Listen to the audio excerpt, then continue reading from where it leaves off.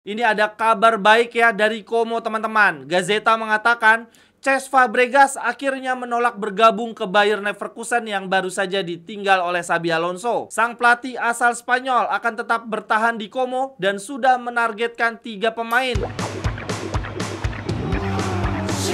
Jerewetan ceking kita, nyerewetin apa aja.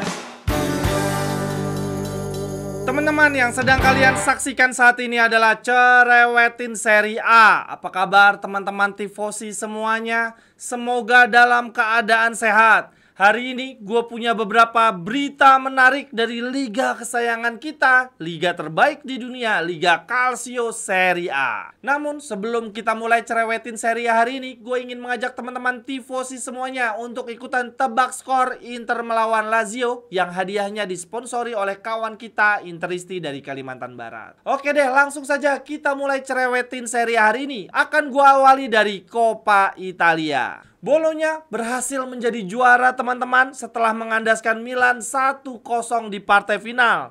Dan ternyata terakhir kali Bologna juara 51 tahun yang lalu. Gokil. Ada 3 hal yang mau gua garis bawahi dari keberhasilan Bologna ini. Yang pertama teman-teman, Bologna di Coppa Italia musim ini berasal dari bracket yang selama ini dianggap remeh, dipandang sebelah mata. Karena teman-teman bisa lihat ya pada layar, tim unggulan yang berada dalam satu bracket dengan Bologna palingan cuma Atalanta dan Juventus nih teman-teman. Lalu kemudian di bawahnya Atalanta dan Juventus ada klub kelas menengah ya, seperti Bologna dan Fiorentina. Nah, sedangkan di bracket sebelahnya ini bracket neraka. Ada Inter, Napoli, Lazio, Roma, dan Milan. Gokil. Sehingga di awal musim ini banyak yang memprediksi ya bahwa pemenang Coppa Italia adalah tim yang berasal dari bracket neraka. Siapapun yang berhasil mencapai partai final, merekalah yang akan menjadi juara. Dan terlebih lagi teman-teman, dalam perjalanan menuju partai puncak,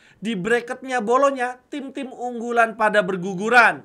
Juventus tunduk dari Empoli dan kemudian Atalanta kalah dari Bologna. Nah, hal ini tentu saja semakin meyakinkan orang-orang bahwa yang akan menjuarai Coppa Italia adalah tim yang berasal dari bracket neraka. Berarti dalam hal ini banyak yang menjagokan Milan akan mengalahkan Bologna. Akan tetapi ternyata prediksi banyak orang salah ya. Bologna lah yang akhirnya menjadi sang juara. Itu tadi adalah hal pertama yang ingin gue garis bawahi. Lalu kemudian hal kedua yang juga perlu kita perhatikan adalah faktor Vincenzo Italiano. Ini adalah faktor kunci keberhasilan Bologna di musim ini. Sebagai pengingat saja teman-teman, beberapa tahun lalu, kurang lebih 5 atau 6 tahun yang lalu, Italiano saat itu masih menukangi Spezia. Dan saat itu banyak yang memuji ya, banyak yang menyebut bahwa Vincenzo Italiano adalah salah satu pelatih muda potensial Italia. Karena berhasil menyulap Spezia, tim kecil tapi mampu tampil menyerang, tampil atraktif dan banyak menyulitkan tim-tim besar. Dan keberhasilan ini membuat Italiano di musim berikutnya diboyong oleh Fiorentina. Nah, ini menarik lagi teman-teman, Italiano menangani Fiorentina selama 3 musim ya.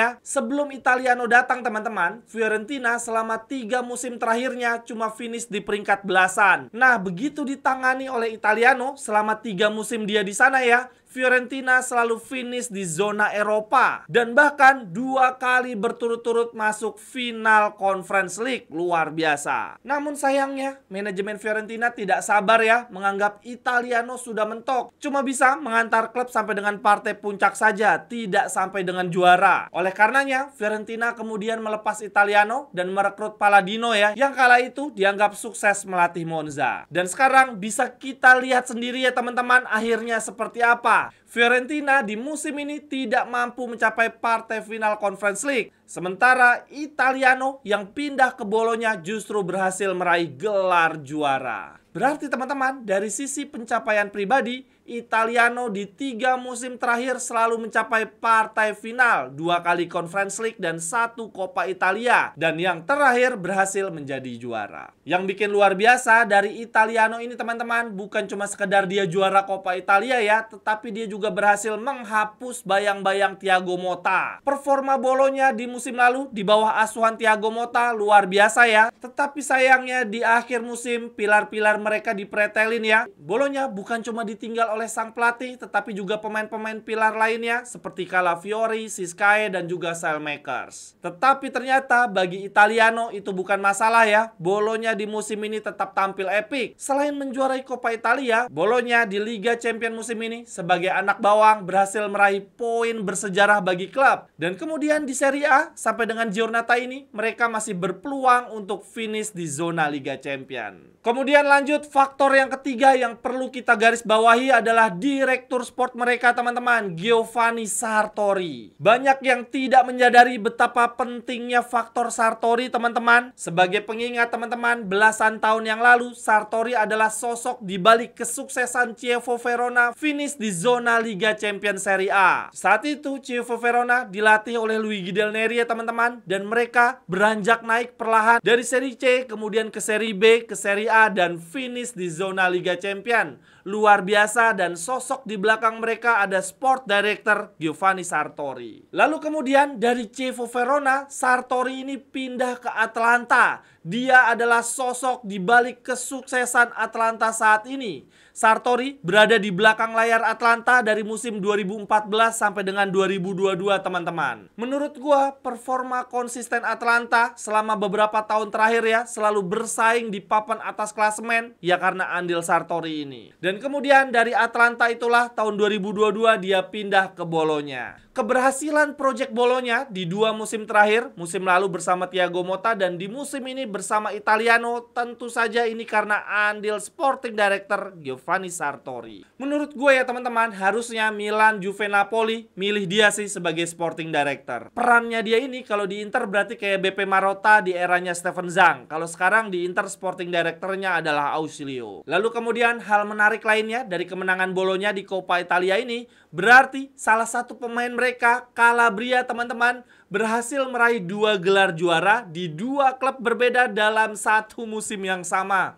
Luar biasa. Di Januari 2025 yang lalu, Calabria menang Supercoppa ya bersama Milan. Lalu kemudian di Mei 2025, berselang 5 bulan saja, Calabria kembali mengangkat piala, tapi kali ini bersama Bolonya. Nah yang epic, di partai final, Calabria mengalahkan Milan. Lalu kemudian hal menarik lainnya lagi, pelatih Milan, Conceição, kegagalan dia membawa pulang piala, membuat karirnya di Milan semakin mendekati akhir ya teman-teman. Gazeta mengatakan begini, Sergio Conceição akan meninggalkan Milan di akhir musim nanti. CEO Milan, Furlani, mengakui bahwa musim ini adalah musim kegagalan bagi Milan, musim terpuruk. Dan sebagai langkah perbaikan, di musim depan Milan akan mengincar seorang direktur olahraga. Udah sih, ini paling bener ngerekrut Giovanni Sartori menurut gua. Setelah 3 season terakhir menemani teman-teman semua, sekarang gua merasa perlu upgrade kamera supaya visual konten semakin bagus. Ayo teman-teman, tunjukkan dukungan ke channel Ceking Gita. Ada banyak cara, silahkan dipilih saja. Syukur-syukur pilih semua. Terima kasih banyak teman-teman. Kemudian lanjut berita berikutnya, gue ingin beralih ke kabar sedih teman-teman. Klub legendaris Serie A, Sampdoria, jeblos ke Serie C. Aduh, menyedihkan banget. Padahal gue berharap Sampdoria mengikuti jejak saudaranya ya, Genoa, tidak perlu berlama-lama di Serie B, langsung promosi lagi ke Serie A. Ternyata yang ada sekarang mereka malah makin jeblos lagi ke bawah. Ini suasana kebatinan di media-media Italia benar-benar berkabung teman-teman. Headline-nya sedih-sedih semua. Sampdoria terpuruk ke titik nadir.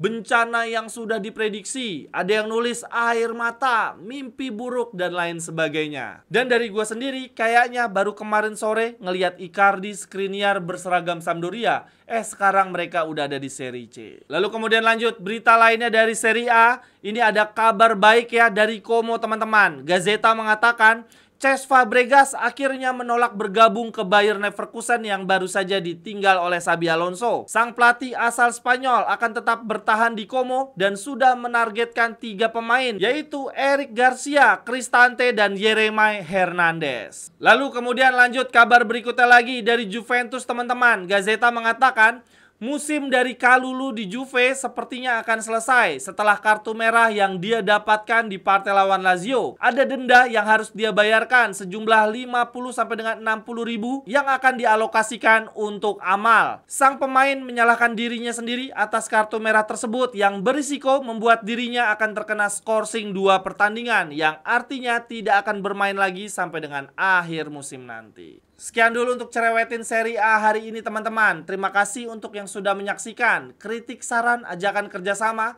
hubungi gua di link yang ada di kolom deskripsi. Sampai ketemu di cerewetan-cerewetan berikutnya. Bye-bye, thank you. Cerewetan,